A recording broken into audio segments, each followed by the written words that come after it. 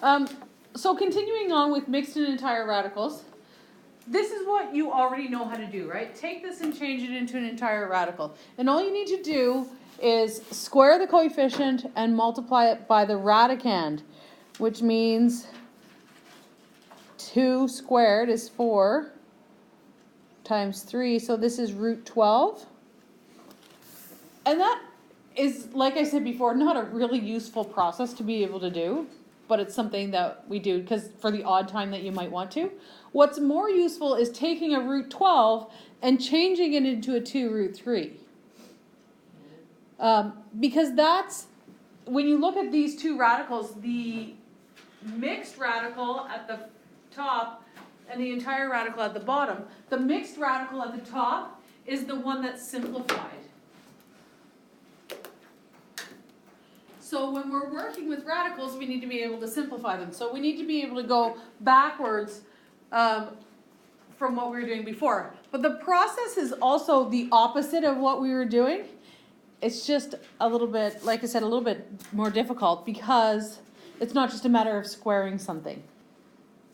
So here's one that we're going to do. Take this entire radical, root 20, and change it into a mixed radical. The instruction here could be something just like, it could give you root 20 and say simplify. Or it could say change into a mixed radical. What we need to do is find factors of 20. One of them has to be a perfect square so that we can take the square root of it to get it out of there. So if you think of the factors of 20, 20 could be 1 times 20, 2 times 10, or 4 times 5. And we want the largest perfect square factor. So which of those numbers, 1, 20, 2, 10, or 4, or 5, is a perfect square? 4. 4 is a perfect square. So what we're going to do, because those are the factors that contain the largest perfect square factor, we're going to change the 20 into a 4 times 5.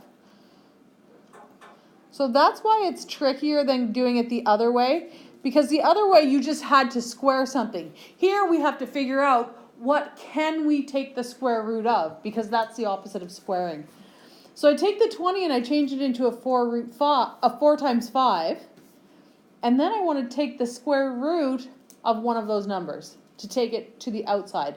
And which one can I take the square root of easily, the 4 or the 5? The 4, because it's a perfect square. What's the square root of 4?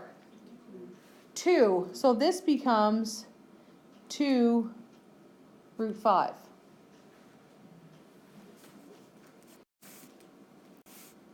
Here's another one. Root 32, the square root of 32. We want to simplify it.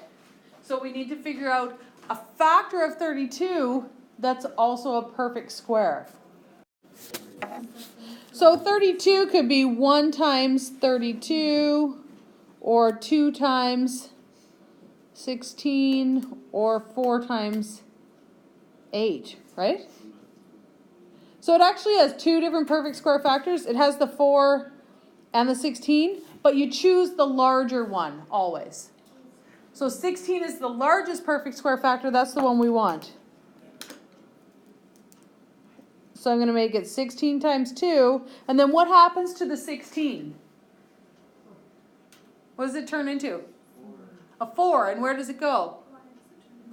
Yeah, outside, the coefficient.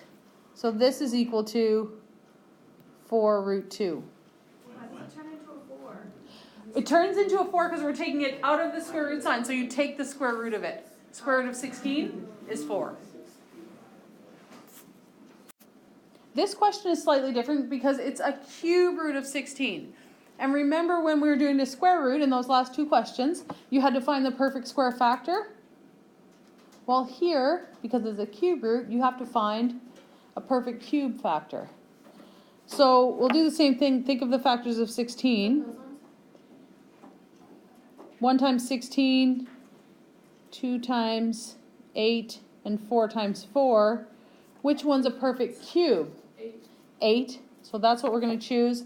This becomes the cube root of 8 times 2. I put the 8 first because it's the perfect cube. And then take the cube root of 8. that becomes the coefficient. Cube root of 8 is 2, so it's 2 cube root 2. So it's not much different, it's just the factors that you're looking for. You're doing a cube root instead of a square root, so you need a perfect cube instead of a perfect square. That's the only difference for that one. 4 or a 5. If it's a 4 or a 5, then you'll need to find factors that are a perfect fourth or a perfect fifth, which you'll have to figure out. But you can use your calculator if you have it to find those pretty quickly by doing x to the power of 4, x to the power of 5. Oh, I thought I had another one for you, but look at that, I don't.